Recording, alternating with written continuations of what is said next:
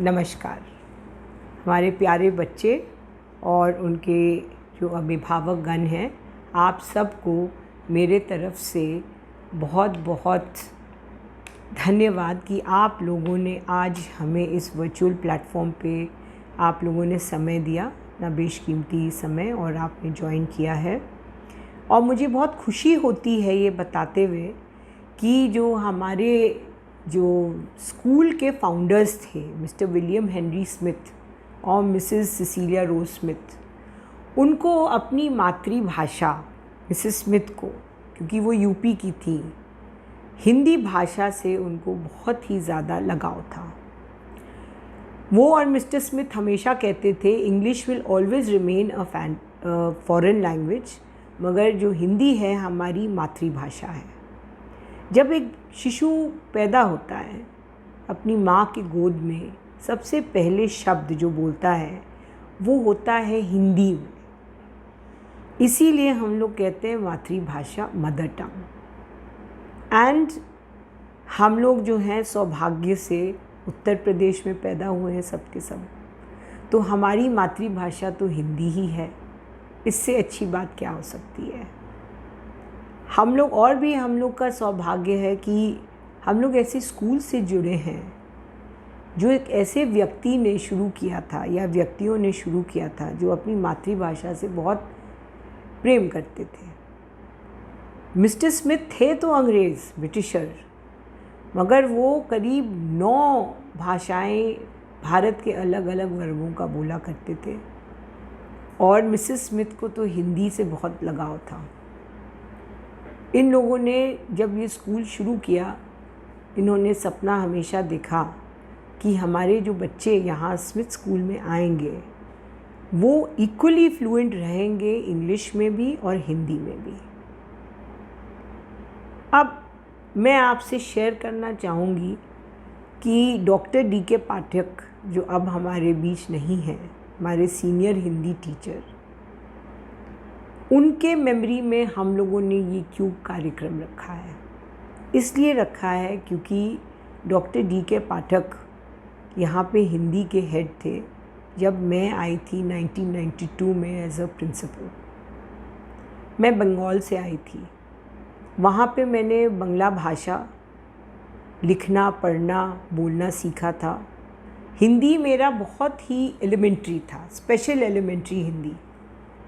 और जो घर में जो नॉर्मली बोलते थे तो हिंदी बोलते ही थे, मगर जिसको कहते हैं अच्छी तरह से चेष्टा करके बढ़िया तरीके से हिंदी बोलना, वो हमसे नहीं होता था।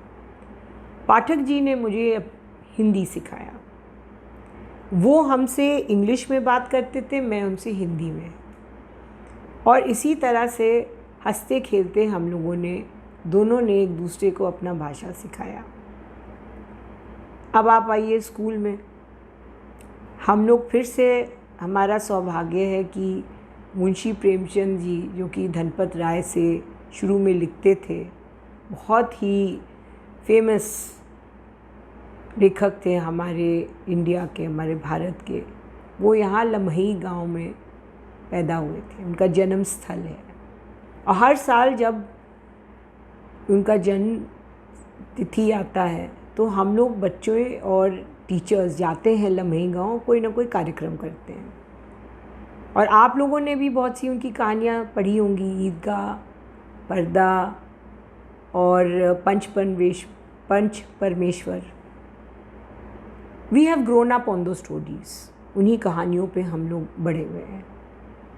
बच्चों ने भी पढ़ा है, कभी कभी वो पाठ्यक्रम में आता है, कभी कभी हंसी मजाक में, या हम लोग से कहानी सुन लेते। अभी तो फिल्में भी बन रही हैं इन सब कहानियों पे।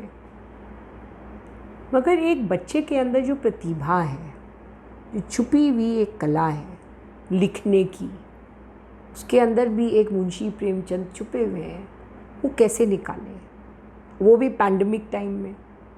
तो हमारे जितनी हिंदी डिपार्टमेंट के जो वंडरफुल टीचर्स हैं, अध्यापकगण हैं, उन लोग आए मेरे पास, कह लेंगे मैम हम लोग अपने आप को रोक नहीं सकेंगे, हम लोगों को कुछ ना कुछ प्रतियोगिता या अवसर देना है बच्चों को कि उन लोग जो हैं कुछ इंजॉय करें, उन लोग का भी कुछ मैंने थोड़ा सा पठन पाठन से हट के उनकी टैलेंट जो है थोड़ा सा मस्ती में इनका डेवलप करें।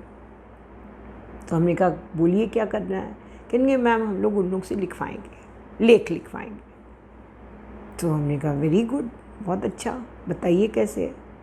कहने मैम इन लोग के जो मन के जो पिंजड़े हैं ना उनको खोल दीजिए और उसके अंदर जितने भी जो सोच हैं, ख्याल हैं, जो छोटी छोटी बातें हैं पंछियों की तरह उनको उड़ान भरने दीजिए और जैसे उनका मन करता है लिखने के लिए लिखें, मगर अच्छी सरल हिंदी में लिखें, हमारी मातृभाषा में।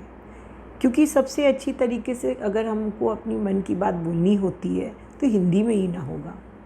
तो पेरेंट्स, आप लोग सब अभिभावकगण, आपको और मेरे बच्चों, प्यारे बच्चों, हम आप लोगों को ये अवसर दे रहे हैं, आपकी टीचर्स, आपके और मैं, कि आप लोग अपने मन की उड़ान भरिए, खूब सुंदर लिखिए एंड इन्जॉय इट। सबसे बड़ी चीज़ है कि आपको इन्जॉय करना है, ये कोई टेस्ट नहीं है, ये मस्ती है और सर्टिफिकेट्स हम लोग सबको देंगे।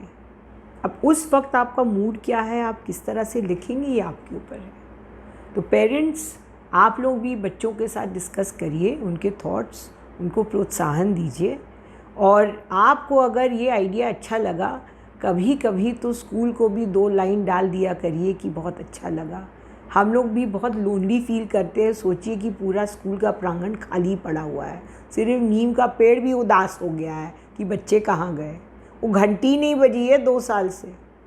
तो इसीलिए हम चाहेंगे कि आप लोग जो पेरेंट्स हैं उन लोग आएँ और कम से कम ईमेल के ही द्वारा हम लोग को लिखें और हमारे टीचर्स को हमको इनकरेजमेंट दें। थैंक यू, धन्यवाद, नमस्ते।